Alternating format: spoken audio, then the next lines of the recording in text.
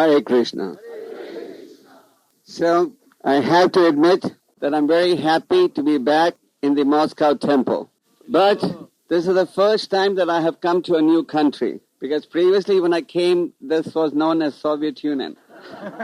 Now it's known as Russian Republic. So in the material world, names are always changing and tastes are always changing. You like something today, you don't like something tomorrow. What is good today becomes bad tomorrow. Just like once upon a time, one philosophy that was good, later on was found to be bad. And what is good today could also be turned bad tomorrow, because all this is what you call relative knowledge.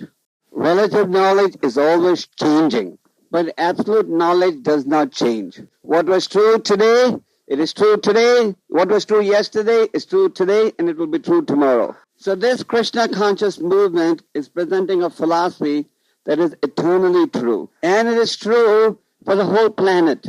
Not that it is true for Moscow and not true for Ukraine, or true for this part of the world and not true for another part of the world. In Sanskrit, this philosophy is known as Sanatan Dharma. Sanatan means eternal. Dharma means duty. So the eternal duty of every living entity is to engage in service to Bhoga, to God. At one time, in this country, you had communism and people thought you will become happy by communism. So they tried communism for 70 years and they decided, no, communism cannot make us happy. We need capitalism. Capitalism will make us happy. But capitalism will also not make you happy. I'm just coming today from America and Canada. And in America and Canada, where there is 100% capitalism, even over there people are crying. Just like in Moscow we have started Prasad distribution program. In America we are doing Prasad distribution in every city, and so many hungry people are coming. So you must understand that without God, whether you have capitalism or communism, nothing will work. So what we need is spiritualism. Not communism, not capitalism, not socialism, but spiritualism or Krishnaism.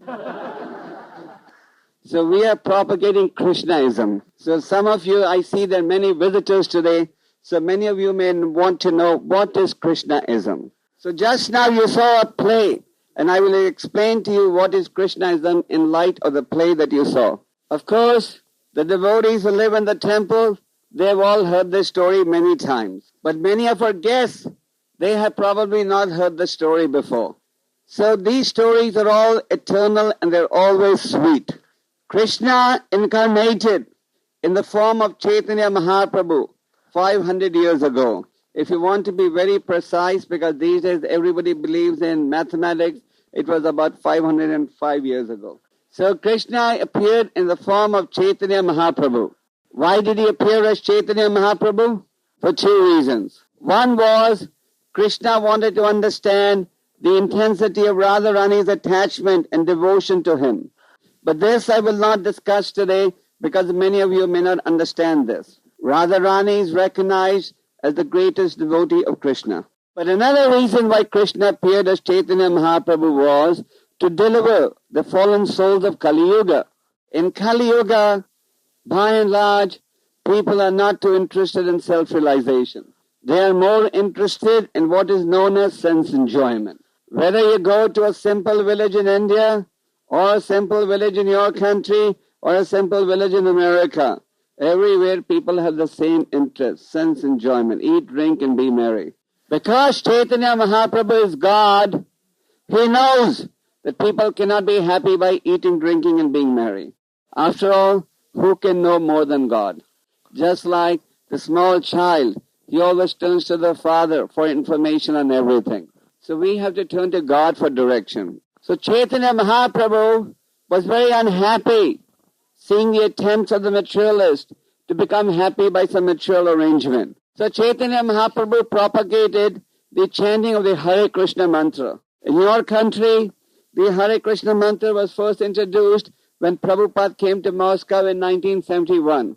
And in most of the Western countries, including America and all, the Hare Krishna mantra was introduced around 1965 when Prabhupada came to those countries. But that does not mean that the Hare Krishna mantra is only a 25-year-old mantra. And this was propagated by Chaitanya Mahaprabhu 505 years ago. But actually the mantra is millions of years old. This mantra was not created by Chaitanya Mahaprabhu. It has been existing since times immemorial. So Chaitanya Mahaprabhu, he instructed all his followers to go village to village, town to town, and spread and propagate the Hare Krishna mantra. In the drama that you saw, you witnessed that Lord Nityananda, who is an eternal associate of Chaitanya Mahaprabhu, he was preaching to everyone, please chant Hare Krishna mantra. Pada Usta Paftare Hare Krishna. So, Nityananda was ordered by Chaitanya Mahaprabhu to go house to house and propagate the Hare Krishna mantra. So, while he was carrying out the orders of Chaitanya Mahaprabhu, he met these two drunkard brothers called Jagai and Madai. Jagai and Madai were born in a Brahminical family. Some of you may want to know what is the meaning of a Brahmin. Who knows the meaning of a Brahmin? Yes. What's a Brahmin? Anybody can get up and give the answer. Brahmin is generally one who knows the purpose of human life and who is living by the scriptures. So Jagai and Madai were born in Brahminical family, but then they became contaminated. They became contaminated by evil habits, and they became drunkards. It is not that only in your country people drink vodka or liquor. People like drinking liquor everywhere. So Jagai and Madai, they were very big drunkards. And Lord Nityananda would regularly beat them and tell them, sir, why are you drinking? You come from a Brahminical family. Please chant Hare Krishna mantra. So, a man who is intoxicated with material desires, he becomes like a madman. We see in society today, the materialists are virtually like madmen. For a little bit of happiness, they will do anything. Whether it involves killing somebody also, they don't care. That is why there are so many abortions that are going on. So many other evil habits in society. So Nityananda Prabhu would still approach everyone and tell them, please chant Hare Krishna, don't waste a rare human life. You may want to know, why did I say rare human life? Does any one of our guests know why I said rare human life? Anyone knows? No one? Any devotee knows why I said rare human life? So this body, this is rare human life because this body is obtained after a long struggle. After going through so many millions of births as species that live in water, species that live on land that cannot move, species that live on earth, insects, birds, animals, lastly you get this human birth. So since this body is obtained with great difficulty, it is called rare human birth. And there is no guarantee that your next birth is going to be human. Today it may be human, tomorrow it can be like an animal. So the Vedic scriptures conclude, please use this human life carefully. So Jagai and Madai, those two drunkard brothers, every day they were being told by Nityananda, don't waste your human life. Sometimes when you speak the truth, people get insulted. Therefore in the material world, nobody speaks the truth. Our political leaders don't speak the truth. The parents don't speak the truth. And our so-called teachers and scholars, the Nobel Prize winners, they don't speak the truth. Because nobody knows what the truth is. So how will they speak the truth? So, but a devotee, he always speaks the truth. He does not believe in lying.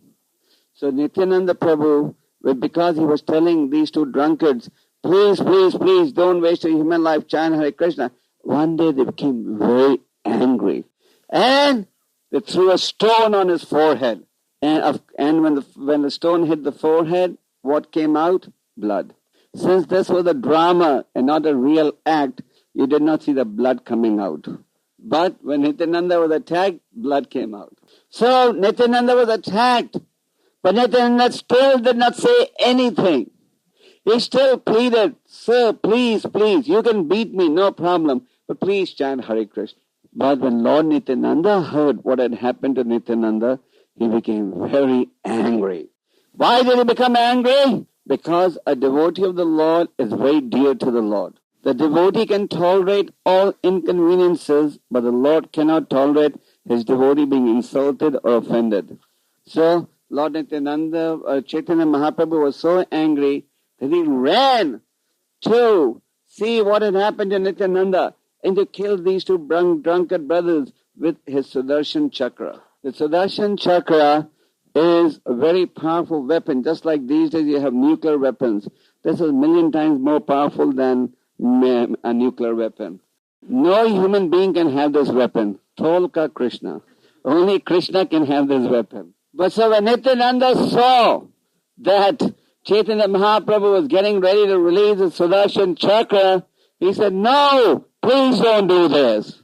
He said, in this age, everybody is fallen like him, like Jagai Madai. Therefore, we will use another Sudarshan Chakra. We will continue to beg them to please chant. So, Nityananda stopped Chaitanya Mahaprabhu from killing these two brothers through the Sudarshan Chakra. And even though Nityananda was beaten, even though blood was coming from his forehead, still he told Jagai Madai, "Please chant, please chant, please chant." He said, "You can do anything to me, no problem, but you please chant Hare Krishna." So, Jagai Madai, when they saw that this Nityananda is so humble, we have taken blood out of his forehead and he's still begging us to chant, their hearts began to melt. Their heart began to melt and they began to think, "Oh, this man is not ordinary. He's some divine personality." So they said, "Yes, we must chant. We have done something wrong." Then Jagai Madai fell at the feet of Lord Nityananda, begged forgiveness, and they became great devotees of Chaitanya Mahaprabhu. So just like Jagai Madai were saved, Prabhupada has saved millions of people. Because when Prabhupada came to America in 1965, everybody was like Jagai Madai. 500 years ago, the Jagai Madais could be counted on your fingers. Niyat Manoga Jagai Madai. There were not many Jagai Madais. But today, everywhere, all you see Jagai Madais. They are only interested in liquor and sense enjoyment. Just like I know in your country, when Mr. Gorbachev was trying to control vodka consumption, but he failed because people will not have money to eat, but they must have money for vodka. In India, I see that there are poor people in villages who don't have even enough money for eating, but they must have country-made cheap liquor every night. They will work very hard all day, earn 25 rupees, and 15 rupees they will spend in the night in drinking, and then sleep on the road. So people are very addicted to sense enjoyment. So just like Jagai Madai was saved by the chanting of Hare Krishna mantra, we can all be saved. The devotees have to have the humility of Lord Nityananda. They have to have the determination of Lord Nityananda. And they have to have the humility and tolerance of Nityananda. Lord Nityananda was determined that even though he was physically attacked, he still went on pleading with them, "Please chant."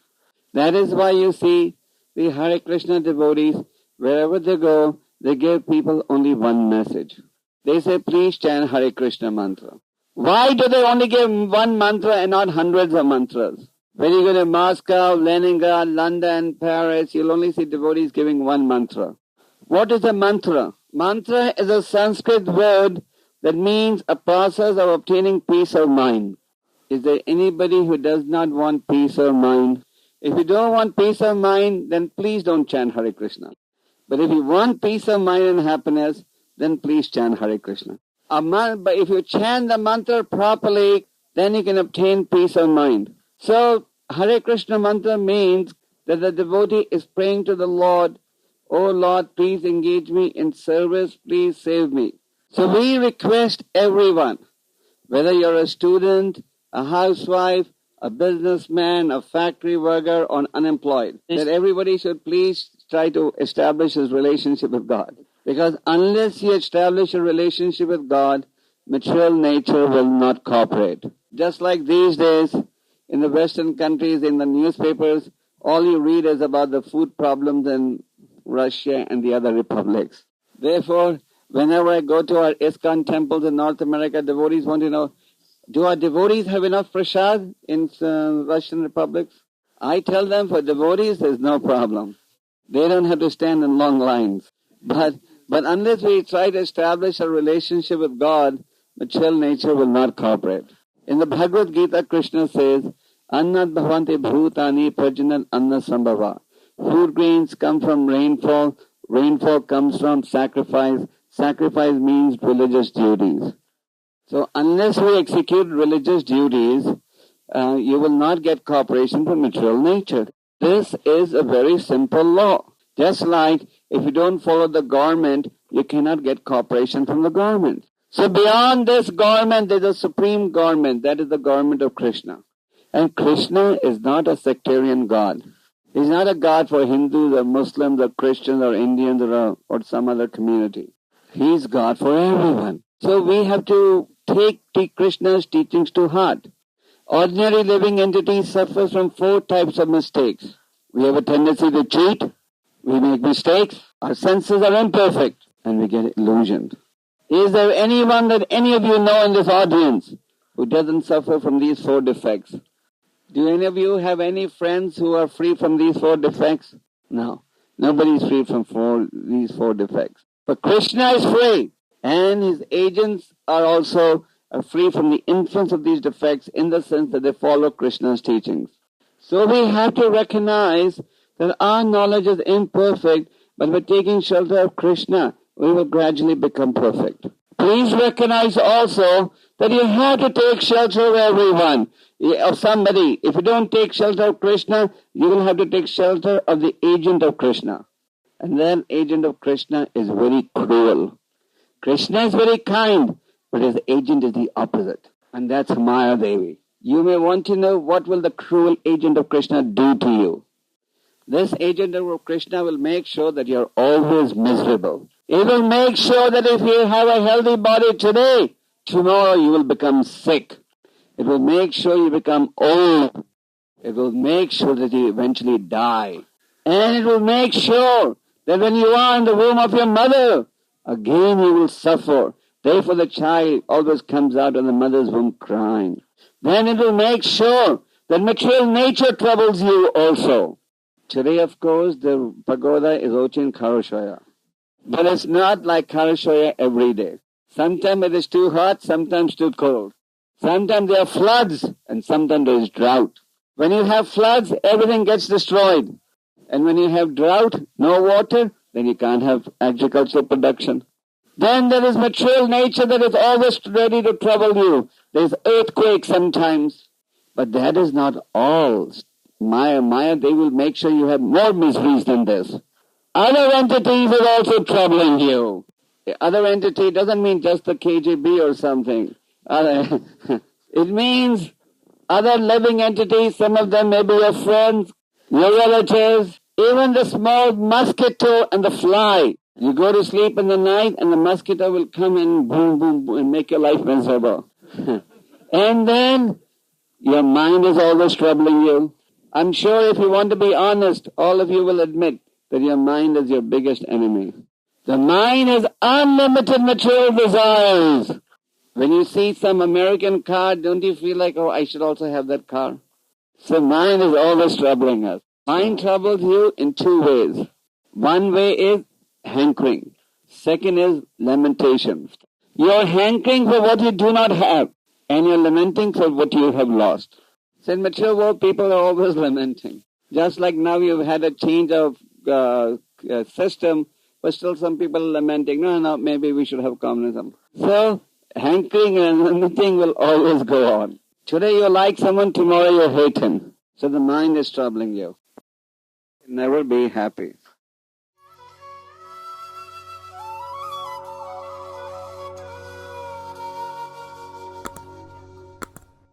Hare Krishna,